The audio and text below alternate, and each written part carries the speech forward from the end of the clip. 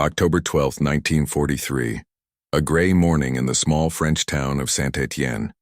The distant hum of an engine grows louder, echoing through the cobblestone streets like a warning bell. Inside a modest classroom, chalk dust hangs in the air. 20 children, their breaths clouding in the autumn chill, repeat their lessons in shaky unison. At the front stands Marie Chanterelle, a 26-year-old teacher with calm eyes that hide a storm. Outside, a German army truck rolls to a stop. Boots strike the pavement in synchronized rhythm, sharp, deliberate, merciless. Marie hears it through the thin glass and freezes mid-sentence. She knows what this means. The Gestapo, acting on a local informer's tip, is here to arrest several of her older students suspected of distributing underground leaflets. Her heart begins to race, but she doesn't run. She steps toward the door, straightens her skirt, and inhales deeply.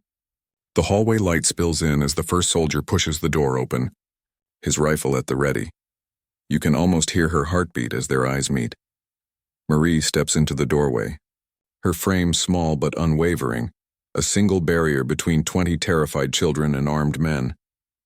The officer leading the group is Hauptmann Vogel, a broad-shouldered man with an iron gaze. His black leather gloves creak as he removes his cap. He expects fear, a panic, maybe tears. Instead, Marie greets him in flawless German. Guten Morgen, Herr Offizier. May I help you? Her voice is steady, almost disarmingly polite. The officer pauses, thrown off by her calm. He informs her coldly that several students are suspected of subversive activities and are to be taken for questioning. Behind her, chairs scrape. Whispers flutter like trapped birds. Marie lifts her hand slightly, a silent command for the children to stay still.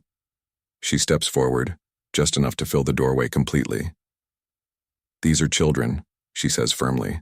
If you take them without proper documentation, you'll be violating your own military procedures. It's a bluff, but she delivers it with such quiet authority that even the soldiers glance at one another uncertainly. Vogel narrows his eyes. Every second she holds his attention is precious. In the distance, a faint sound of bicycle bells drifts closer. The local resistance runners have seen the truck. Her job now is to stall, nothing more, nothing less. Vogel orders 2 soldiers to push past her. She doesn't move.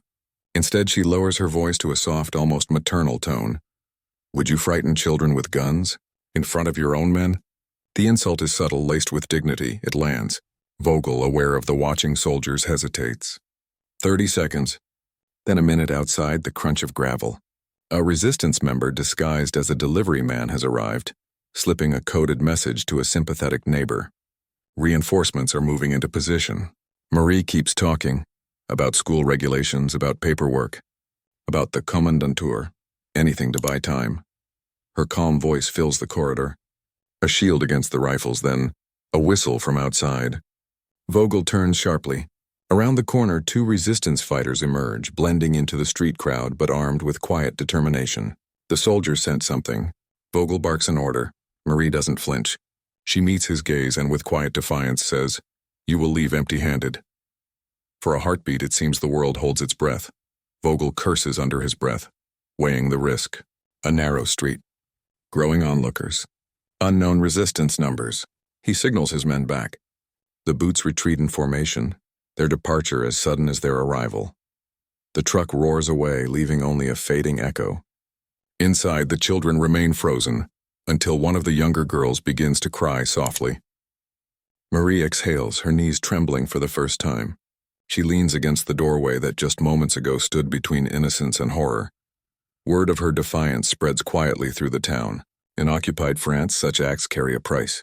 Weeks later, she's interrogated and monitored. Her name appears on lists, but she never leaves her post. Every day she stands before her students, teaching under the shadow of occupation, her doorway becoming a symbol of resistance. Marie Chanterelle did not carry a weapon. She carried words, and wielded them with the courage of a soldier. Her voice stopped armed men. Her calm gave others time to act. And on that cold October morning, one woman's stand turned a classroom into a fortress.